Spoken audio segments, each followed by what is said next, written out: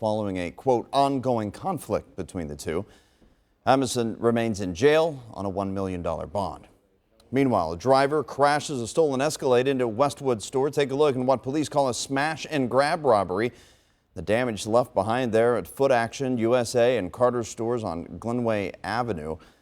Police think the thieves took merchandise only from the shoe store. There were no witnesses, but police are reviewing the security footage from inside that store. 9 out of every 10 people cited for having marijuana in Cincinnati are black. Today, a council member saw 3 months of data police call sporadic and too small to jump to conclusions. WCPO 9 News reporter Larry Seward is live outside police headquarters with their explanation and the reaction too. Larry? Tanya, unless the people cited had a gun or more than 200 grams of marijuana, police here say nobody was fined, arrested, or jailed, just warned. And for those alarmed by disparities, CPD just wants more time to sort it out.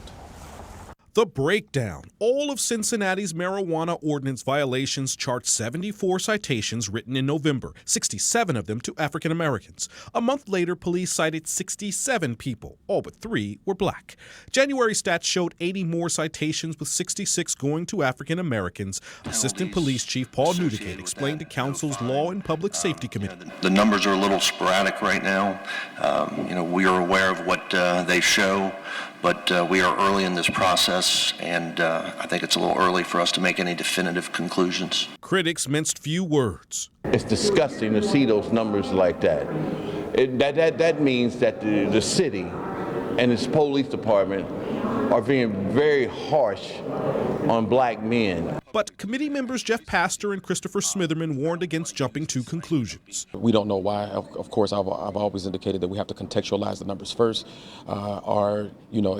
Is this where greater enforcement is located? We're 3 months into it, so I don't believe we have yet a pattern. At least that's how I'm approaching it. 3 months is not a pattern? Not for me. No, I'd like to see 6 months at least to see giving the police department time. But remember, these are warnings. Unless those cited had more than 200 grams of marijuana or a gun, police did not arrest or fine anyone. Council members do not yet know the circumstances of each citation written, but plan to find out. That's not the kind of racial breakdown you expect to see. No, not at all. I know. So it should be a question of continuing concern and continuing study.